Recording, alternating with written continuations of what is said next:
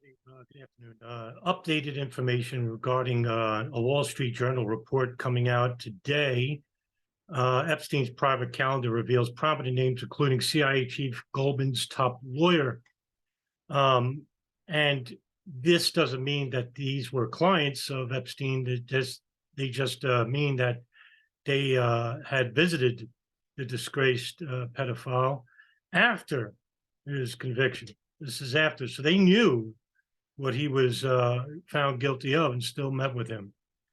The nation's spy chief, a longtime college president and top women in finance, a circle of people who associate with Jeffrey Epstein years after he was a convicted sex offender, is wider than previously reported. Quite a shock, according to a trove of documents that include his schedules. William Burns, the director of the CIA since 2021, had 3 meetings scheduled with Epstein in 2014 when he was Deputy Secretary of State. The documents show they first met in Washington, and then Mr. Burns visited Epstein's townhouse in Manhattan. So there's 2 visits there. Kathleen Rummler, a White House counsel under President Obama, had dozens of meetings with Epstein in the years after her White House service and before she became a top lawyer at Goldman Sachs in 2020. Interesting. He also planned for her to join the 2015 trip to Paris and a 2017 visit to Epstein's private island in the Caribbean. Now, what we could basically say about this is that, are they guilty of associating with Epstein? Well, I mean, would you want to be seen with a noted serial pedophile? Does that mean that they knew about his background? They knew about the level of crimes that he had? I mean, it's safe to say maybe, yeah, but that doesn't mean that they're engaged in criminality. So don't basically just immediately find these people guilty. We have to know if they knew more, or maybe they did something more. I don't think they basically with Rummler or with Burns that they would engage in this. I think this is basically dealing with blackmail and espionage. That's what Epstein's ring was about, that he would engage his clients in pedophilia, videotape them in the hopes of blackmail. And what would that mean? Who benefits? Well, I mean, when you go to notable experts on the Epstein case, you'll find that this was basically involving many countries, including Israel. A wide Israeli intelligence service willing to blackmail not just U.S. dignitaries, but worldwide dignitaries. Leon Botstein, the president of Bard College, invited Epstein, who brought a group of young female guests to the campus. Noam Chomsky, a professor, author, and political activist, was scheduled to fly with Epstein to have dinner at Epstein's Manhattan townhouse in 2015. Epstein would usually have a lot of these meetings with intellectuals. At the same time of being a serial pedophile, he was also someone who was into eugenics, for example, and wanted to create a human race based on his DNA. This guy was an egomaniac, a narcissist. None of these names appear in Epstein's now public black book of contacts or in the public flight logs of passengers who traveled on his private jet. The documents show that Epstein arranged multiple meetings with each of them after he had served time in jail in 2008 for a sex crime involving a teenage girl who was registered as a sex offender. The documents, which include thousands of pages of emails and schedules from 2013 to 2017, haven't been previously reported.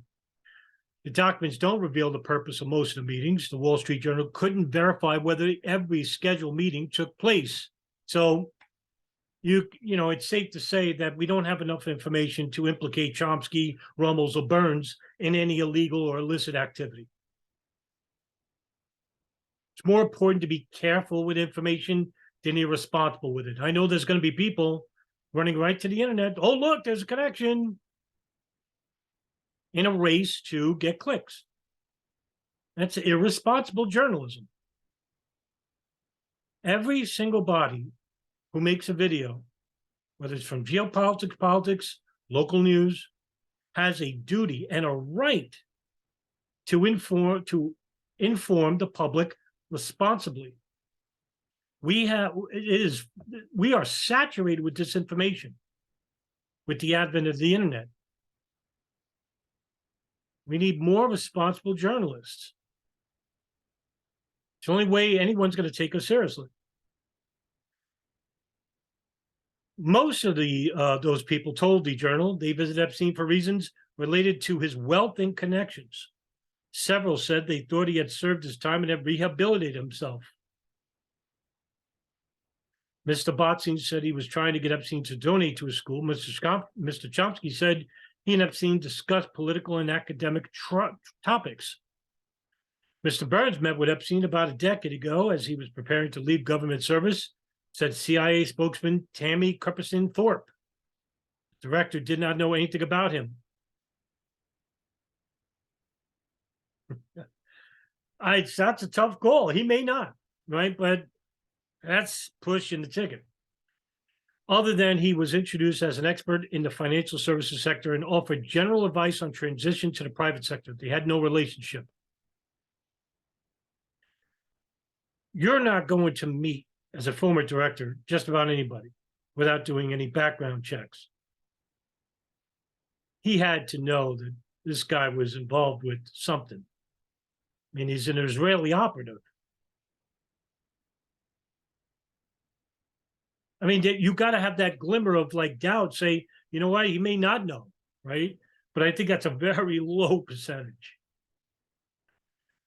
Now, what did Burns know? He may not know everything. I mean, you got to play that card too. Mr. Rummels had a professional relationship with Epstein in connection with her role at law firm Latcham and Mount Watkins LLP and didn't travel with him. A Goldman Sachs spokesman said Epstein introduced her to potential legal clients such as Microsoft Corp, co-founder Bill Gates. The spokesman said, I regret ever knowing Jeffrey Epstein. Yeah, now you want to distance yourself, but at the time you didn't, even though you knew he was a pedophile. Spokesman for Latcham Watkins said Epstein was a client of the firm in 2006. Epstein was publicly accused of sexually abusing girls in Florida who were as young as 14 years old. Federal Bureau of Investigation and police investigated. Epstein reached a deal with prosecutors in 2008. He avoided federal charges and pleaded guilty to soliciting and procuring a minor for prostitution, for which anybody else would have gotten 15, 20.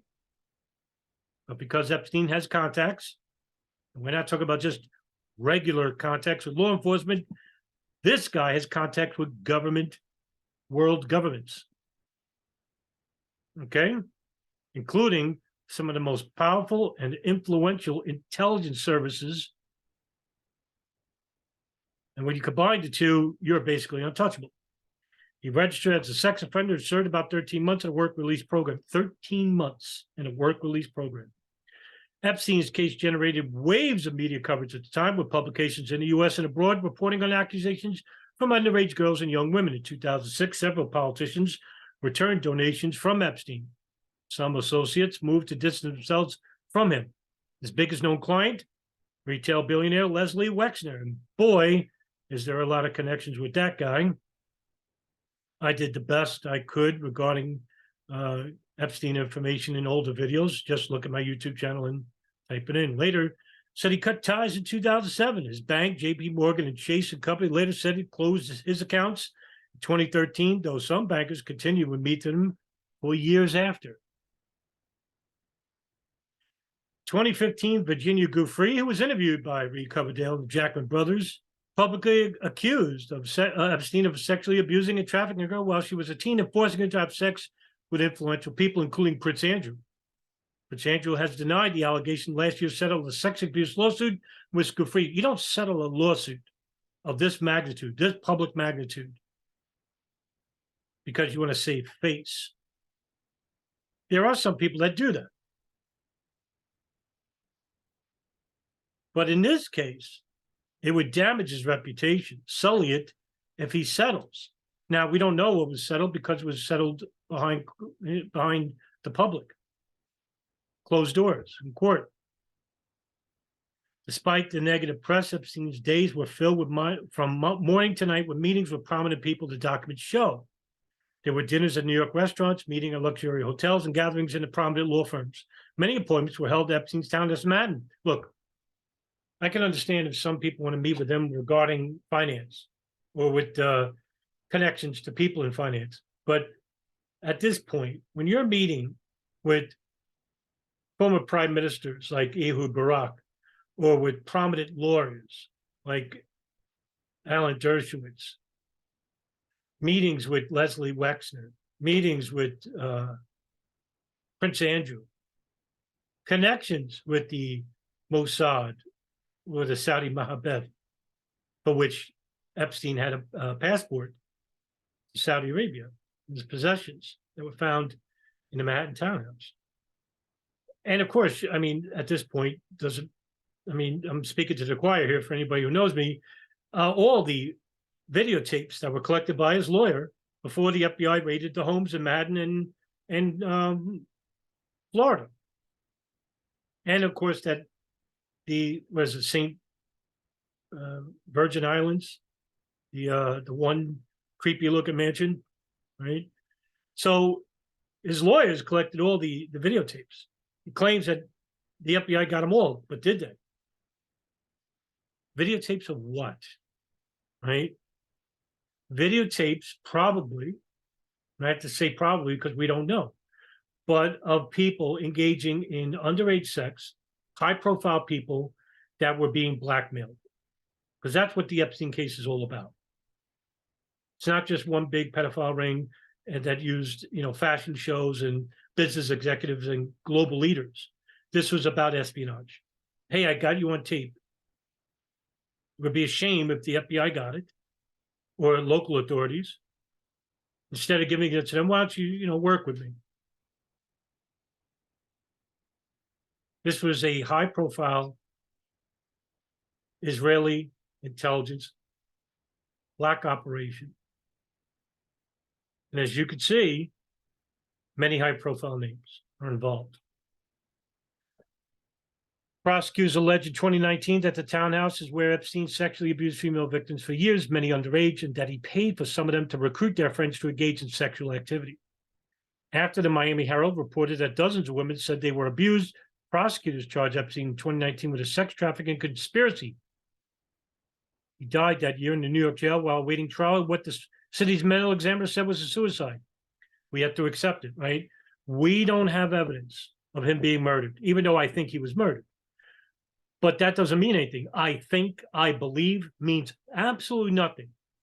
This is the reason why I am I'm very strict when it comes to speculation, when it comes to belief. We can't do nothing with it, right? We can't go to court. That's the reason why I'm making a big fuss of it. I want knowledge, I want information. Knowledge comes at a price.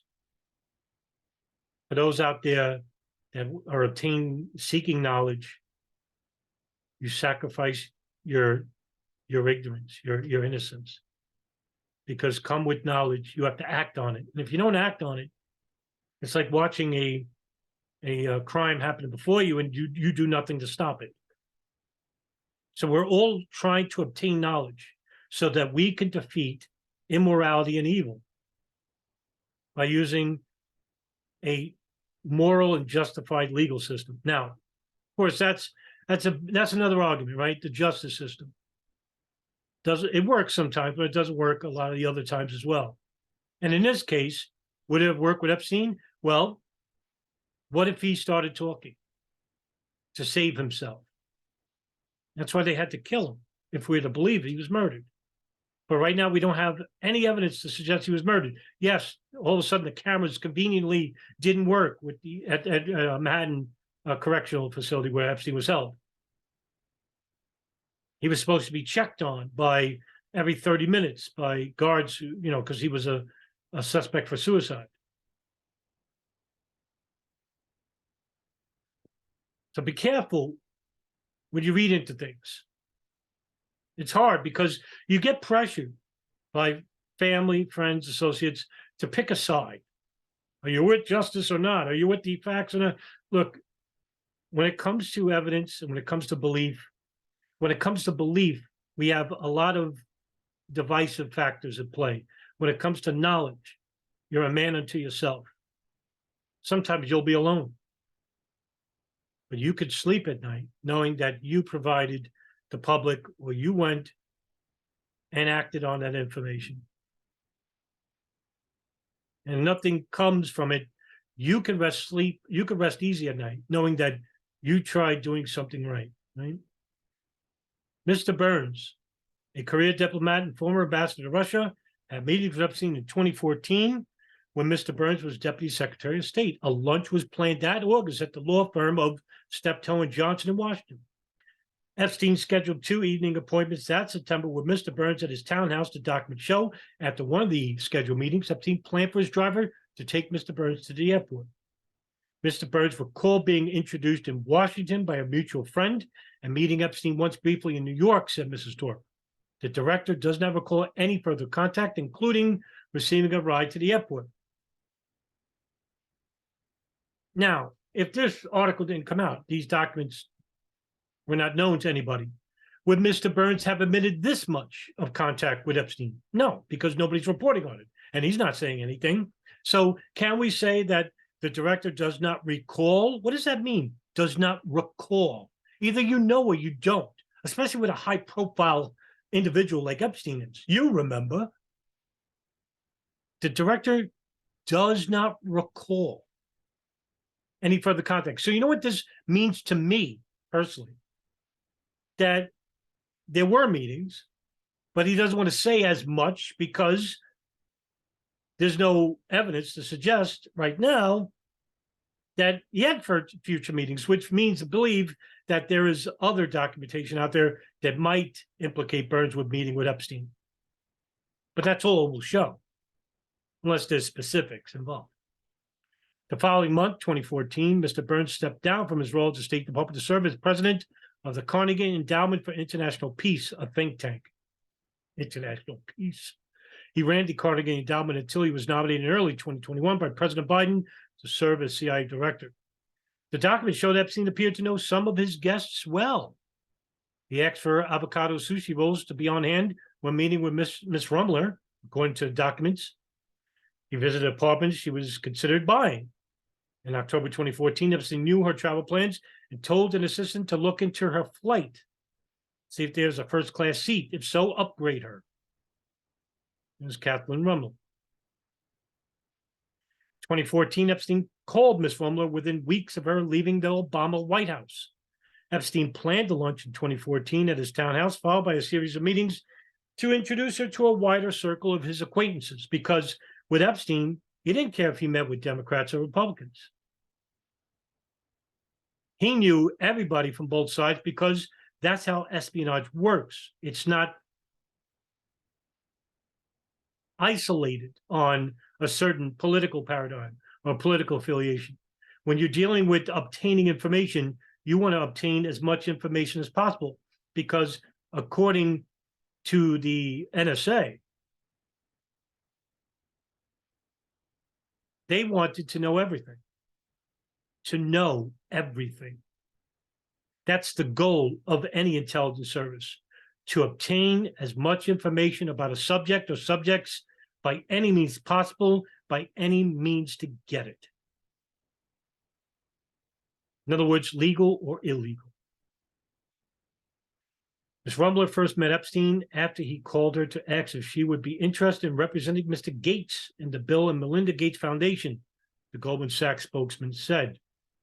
Now, the Gates Foundation, Goldman Sachs, there's, especially Goldman Sachs, where you have a very nefarious history. I'm not going to get to that. It's a longer video. Spokesman for Ms. Gates said Epstein never worked for Mr. Gates, misrepresented their relationship, and that Mr. Gates regrets ever meeting with him. Really. After the fact. But during the time, they knew that Epstein was a pedophile because, like the article says, that he was in prison in 2008. We're talking about after that. They still met with him, still did business with him, whatever that was. Epstein and the staff discussed whether Ms. Rummler would be uncomfortable with the presence of young women who worked as assistants and staffers at the townhouse, the document showed. Women emailed Epstein on 2 occasions to ask if they should avoid the home. Avoid. While Ms. Rummler was there. Epstein told one of the women he didn't want her around, and another that it wasn't a problem, the documents show. Ms. Rummler didn't see anything that would lead her to be concerned at the townhouse and didn't express any concern, the Goldman spokesman said. Probably right. Because when he's meeting with high clients like this in the banking industry, well, he's not basically trying to get her to engage in sex acts. They probably, any evidence, any young girls were around, they probably weren't around when she was around. Several people who visited Epstein during this time period said they noticed young women at the townhouse. One of the visitors, Helen Fisher, an anthropologist who studies romantic love and attachment, really, had lunch with Epstein in 2016 to discuss her work. Dr. Fisher said after the lunch, Epstein invited her to speak with his staff, and then in files, I would say 6 young women, all of them good looking, all of them young. Dr. Fisher said Epstein never funded her work. They weren't friends. They didn't stay in touch. I didn't have anything to do with Jeffrey Epstein, but I remembered it because of his spectacular house and because of the 6 young women. Now, of course, he didn't want to fund her work because she studies romantic love and attachment. That's what Epstein wasn't about. He wasn't about love. It wasn't about attachment. He didn't care about the human condition. Here's an apathetic, sex-driven pedophile that used these girls for his own sexual misdeeds to blackmail clientele in order to obtain information about them. That means that he didn't look at people as human beings. Here's a real sociopath, a narcissistic sociopath, apolitical, about as hollow emotionally as they come. A very interesting figure when you look at the psychology of Jeffrey Epstein, how anybody could be as emotionally detached as him. And you'll find that in history, a lot of world leaders, people in very influential positions of power, the once French author Marquis de Sade once said that human dominion is even greater, more powerful than sex. It's the ultimate aphrodisiac, as he says. More intoxicating than drugs, sex, or money is human dominion over another. That's what Epstein was about. And that's what a lot of global leaders are about. Presidents, prime ministers, people in positions, high positions of military, the detachment of the human condition, which leads to debasement and war. Over the next few years, Ms. Rummler, then a partner specializing in white-collar defense at Latham & Watkins, had more than 36 appointments with Epstein, including lunches and dinners. In the normal course, Epstein also invited her to meetings and social gatherings and introduced her to other business contacts and made referrals, the Goldman spokesman said. It was the same kinds of contacts and engagements she had with other contacts and clients, probably not as nefarious.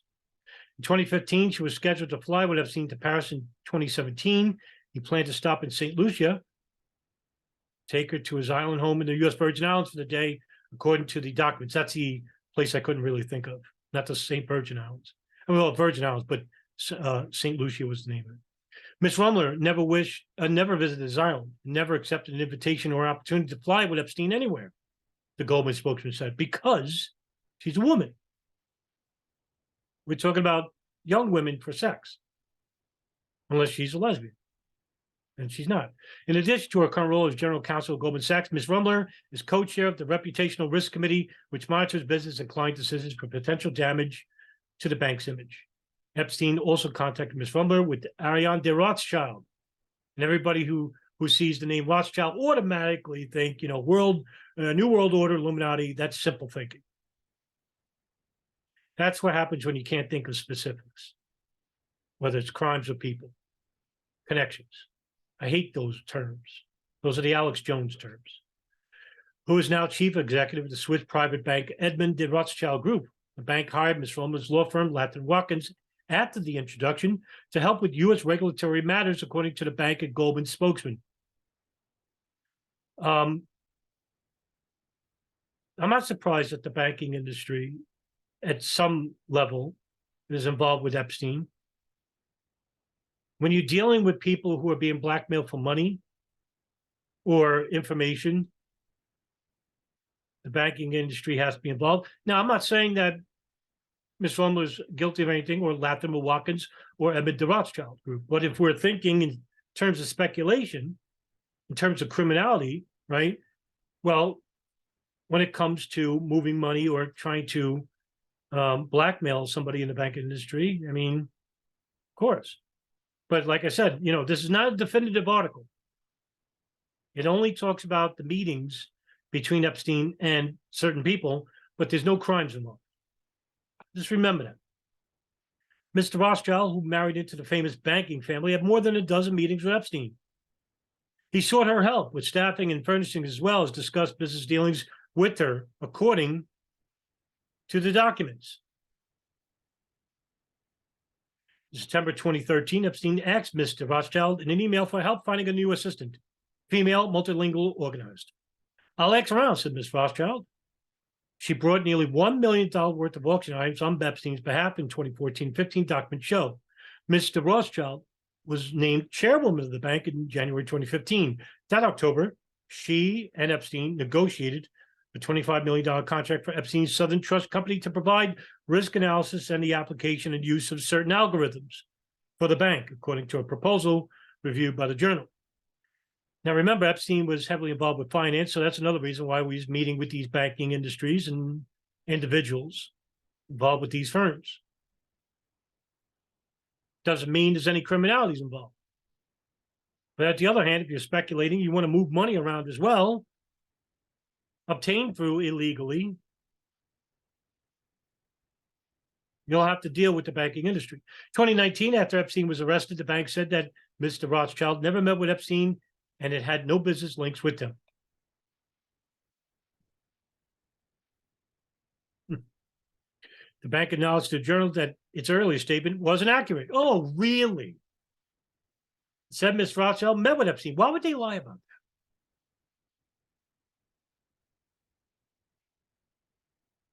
Why? As part of her normal duties as bank at the bank between 2013 and 2019, Epstein introduced the bank to U.S. financial leaders, recommended law firms to provide tax and risk consulting. It could be that, they didn't want to have a black eye, sort of. In parallel to that, Epstein solicited her personally on a couple of occasions for advice and services on estate management. That very well could be the case. Mr. Rothschild had no knowledge of any legal proceedings against Epstein and was similarly unaware of any questions regarding his personal conduct. The bank said that very well could be true. I tend to believe that. She had no idea. Not involved with the CIA or any intelligence, a banker, right? And later learning of his behavior, the bank said she feels for and supports the victims, right? One of Epstein's scheduled meetings with Mr. Rothschild in January 2014 included another of his regular guests, Joshua Cooper Rano, then the co-chief executive of Henry Kissinger's corporate consulting firm. I mean, it is funny, though. I mean, Kissinger, Goldman Sachs, right? Ehud Barak, Leslie Wex. My goodness, you're talking about a nefarious, very nefarious group of people, right? Even though there's no crimes involved, it makes you like, yeah, come on, right? Epstein has scheduled more than a dozen meetings from 2013, 2017 with Mr. Ramo, who at the time served on the boards of Starbucks Corp and FedEx Corp. The documents show Epstein had special snacks on hand because he believed Mr. Ramo was vegetarian, the documents indicate. Many of Mr. Ramo's appointments with Epstein were in the evenings, typically after 5 p.m. at the townhouse. Mr. Ramo also was invited to a breakfast at the townhouse in September 2013 with former Israeli Prime Minister Ehud Barak, another regular guest, the documents show. Here we are, right? Ehud Barak, the Israeli Prime Minister, Leslie Wexner, Henry Kissinger, Goldman Sachs. Now we're getting to the nitty-gritty. I mean, and then you add Ghislaine Maxwell, And her father, Robert Maxwell, was involved with Israeli intelligence. In fact, when Maxwell was killed on his boat, he drowned. Many leading dignitaries in the Israeli government went to his funeral. That's how much of the respect that Robert Maxwell had, even though he was disgraced later on, even during his life. Right? There's a lot to go here. Mr. Rambo, who still sits on board of FedEx and recently stepped down from the Starbucks board, didn't respond to the request for comment. The spokeswoman for Mr. Kissinger said he wasn't aware that Mr. Rambo was meeting with Epstein. Mr. Barack also met Epstein in 2015 with Noam Chomsky, a linguistic professor and political activist who's been critical of capitalism and U.S. foreign policy. Yet, at the same time, I saw an article just today that Alan Dershowitz was meeting with Ehud Barak to talk about the Palestinian BDS program, which Mr. Chomsky is a harsh critic of. Mr. Chomsky said Epstein, and by the way, he is also a gatekeeper for 9/11, doesn't believe in any conspiracies. Makes you wonder how such a brilliant mind, and he is, one of the most intellectual minds in human history, still believe in just the rather very vague narrative of 19 fundamentalists crashing 4 planes, and that's it, without any intelligence involvement. Mr. Chomsky said that Epstein arranged a meeting with Mr. Barak for them to discuss Israeli policies with regards to Palestinian issues in the international arena.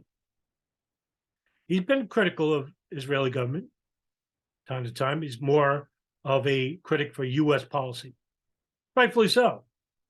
Mr. Barak said he often met with Epstein on trips to New York and was introduced to people such as Mr. Rambo and Mr. Chomsky to discuss geopolitics and other topics. He often brought other interesting persons from art and culture, law and science, finance, diplomacy, or philanthropy, said Mr. Barak. Now, look,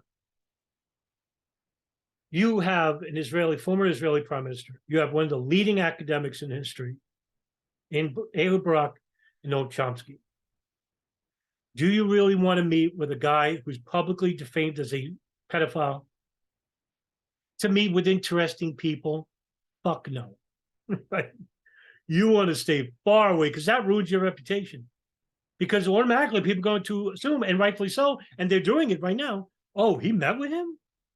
Why? And all of a sudden you get the thoughts in the back of it. They got to think about this. Like, what else did they do? Automatically you think the worst. Because everybody usually always thinks the worst before they think of the best. People are very quick to judge, very quick to criticize, very quick to defame, to break down. That's another aspect of human psychology, especially here in the United States, where we're so divisive and demeaning, judgmental. And that's brainwashed into us from the media, from our history books, from our friends and teachers, family. We have to learn outside that way of thinking and to look and judge humanity without any preconceived biases. What did Martin Luther King say?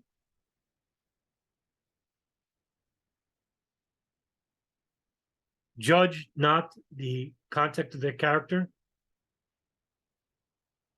I'm getting it wrong. Judge the content of their character. What was that? You know what? Now I feel like an idiot.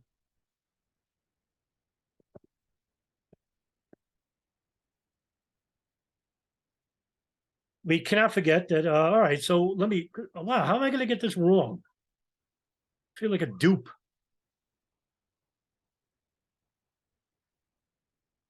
Right? So what did he basically say? We are prone to judge success by the index of our salaries or the size of our automobiles rather than by the quality of our service. Is that right? And relationship to mankind.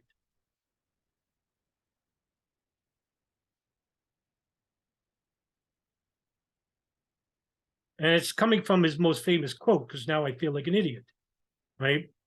So I have to get, just have to make sure I read this because I'm getting it wrong. I have a dream that my 4 little children will one day live in a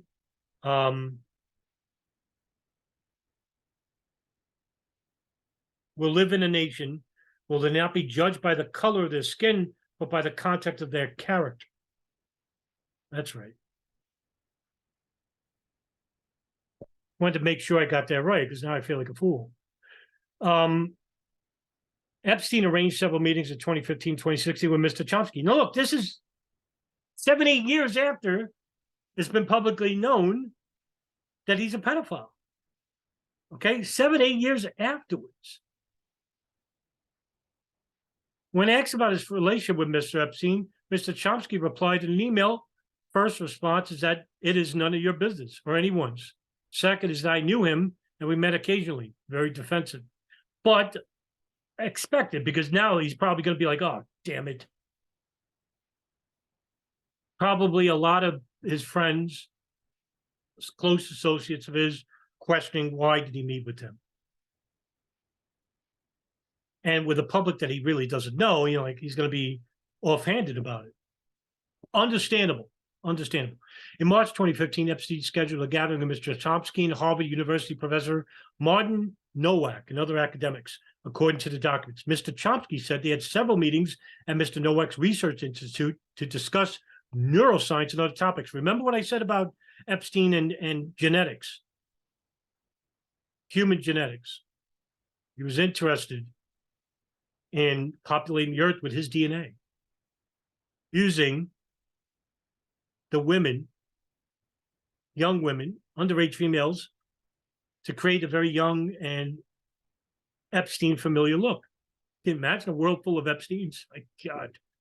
2 months later, Epstein planned to fly with Mr. Chomsky and his wife to have dinner, and then a movie director, Woody Allen, with his wife, Ye Previne, the document show. Now, Woody Allen, right? You know about him and his daughter, and this is. It's interesting that the company, you know, you are the company you keep, right? If there was a flight, which I doubt, it would have been from Boston to New York, 30 minutes. Mr. Chomsky said, I'm unaware of the principle that requires that I inform you about an evening spent with a great artist. Epstein donated at least $850,000 to MIT between 2002 and 2017, and more than $9.1 million to Harvard from 1998 to 2008, the schools have said. In 2021, Harvard said it was sanctioning Mr. Nowak for violating university policies in his dealings with Epstein and was shutting a research center he ran that Epstein had funded. I wonder if that was about that program Epstein wanted. I wonder if there's a link there. That's not irrational to think that. MIT said it was inappropriate to accept Epstein's gifts, and that it later donated $850,000 to nonprofits supporting survivors of sexual abuse. Of course, you know they got to clean up. In a 2020 interview with a Dunk Tank podcast, Mr. Chomsky said that people he considered worse to Epstein had donated to MIT. He didn't mention any of his meetings with Epstein. Well, who were they? Mr. Chomsky told the Journal that at the time of his meetings, what was known about Jeffrey Epstein was that he's been convicted of a crime and he had served a sentence. Notice, convicted of a crime, right? Murder is a crime, right? You remember. You don't remember much about other crimes like robbery, attempted robbery, fraud, unless it's a high case of pyramid scheme fraud. But pedophilia, you definitely remember that. I mean, there is even a class structure in prisons where mass murderers, people who kill like 5 people, hate to commiserate with pedophiles. That's why pedophiles are in a separate wing of the prison most of the time. They get this misconception that, oh, wait till they get the population, they'll take care of him. Well, that was back then when, you know, they were killing these people. Now they know, hey, we got to separate this guy for his own benefit. You know, he's going to get killed or, you know, maimed or whatever. but you remember certain crimes. And that's funny that Chomsky would basically, oh, I knew he was convicted of a crime. Fuck, you knew. Give me a break. According to you, and look what he says, according to U.S. laws and norms, that yields a clean slate. On the face of it, yes. That's what serving your sentence is. You serve your sentence, right? And then you get out, you're rehabilitated, you deserve a clean slate. That's right. However, crimes like pedophilia,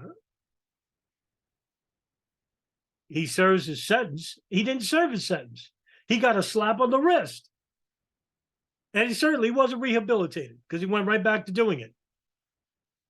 So he doesn't deserve a clean slate. And Chomsky, you should know that. If you're ever watching this, I doubt it. MIT said lawyers investigating its ties to Epstein didn't find that Mr. Chomsky met with Epstein on its campus or received funding from him, because it doesn't work like that. You don't meet somebody in a garage, pay him money and gives you documents, right? In other words, Chomsky and Epstein, whatever they're going to talk about, it's in privacy. And he's got to give money to Chomsky or anything like that to do anything nefarious. No, he's going through MIT. Harvard declined its comment beyond the report it published on its Epstein ties in 2020. Mr. Nowak said he regretted his role in fostering connection with Epstein and Harvard. He didn't respond to requests for comment. Everyone's always so sorry afterwards, after knowing. Mr. Botstein, president of Bard College since 1975, had about 24 meetings scheduled with Epstein over about 4 years, which were mostly visiting to the townhouse. I was an unsuccessful fundraiser, and actually the object of a little bit of sadism on his part in dangling philanthropic support. That was my relationship with him. Mr. Botstein said he first visited Epstein's townhouse in 2012 to thank him for unsolicited donations to Bard's high schools. Then he returned over several years in an attempt to get more donations. In 2015, Epstein donated 66 laptops, documents show. We looked him up, and he was a convicted felon for a second crime, he said. But Bard has a large program providing education to prisoners. We believe in rehabilitation. Again, you are getting money from him to a number of high schools in which Epstein was convicted of pedophilia for young girls. Is it not ringing bells here? For God, yeah, we'll take your money. The hell with what you did. Yeah, give me the money. Because money is thicker than water and blood. So is oil. Mr. Botstein, also the longtime music director of the American Symphony Orchestra, invited Epstein to an opera at Bard in 2013. Then a concert at the college in 2016. The documents indicate Epstein planned each time to bring some of his young female assistants to ride by helicopter. There's Mr. Botstein. Everything's too close to home, if you know what I mean. Mr. Botstein said he was expecting Epstein to support classical music causes and that the school took precautions when he visited. Because of his previous record, we had security ready. He did not have any free access to anybody. Really, this is just ridiculous, right? Here's a serial pedophile who has access to millions of dollars, hundreds of millions, who is a large philanthropist for a reason. And it never came into the minds of people like Bornstein or Chomsky to think that, hey, associating with this guy is going to hurt me and my reputation and my future. We'll just accept the money anyway. But what does that tell you, right? That to them, money is more important than being associated with a pedophile. And these are leading intellectuals, high-level people, supposedly smart. At Epstein's home, Mr. Botstein was led to a dining room where they discussed classical music and other causes. He said he presented himself as a billionaire, a really, really rich person. I found him odd and arrogant. That's the narcissism.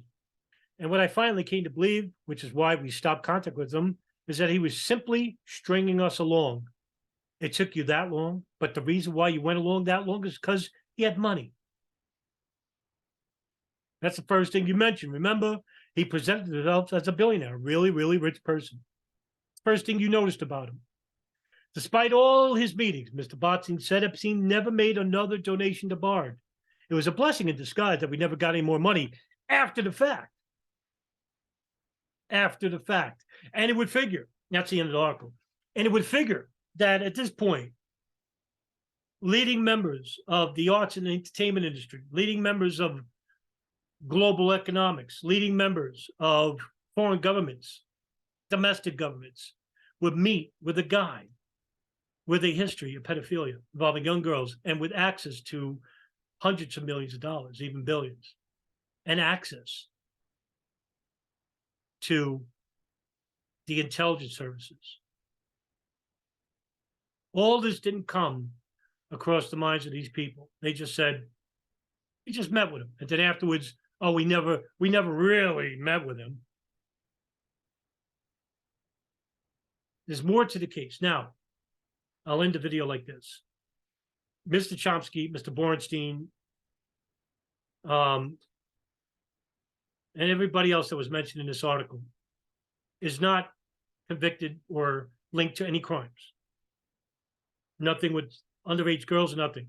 It just meant that this article shows that Epstein's guest book, his client book, not his client book, but his visitor book, was meeting with these people, where at first they never mentioned meeting with them. Now, it could end right here, that Chomsky and others are basically just meeting with Epstein for whatever reason, to discuss whatever they want to discuss and to meet with potential other intellectuals in their fields, respective fields. That's it. And that's what we got to take away from this article. You can't just jump ship and immediately say, oh, there's more to it. No, that's defamation, liable. Okay? So, and it's irresponsible. I want people who watch my videos to be responsible in regards to information, because when we're irresponsible with information, then information becomes invaluable, not valuable at all. It's worthless. So that's the latest updates for the Epstein case. I'm sure there's going to be more in the future, and if so, I'll report it. Thanks for tuning in.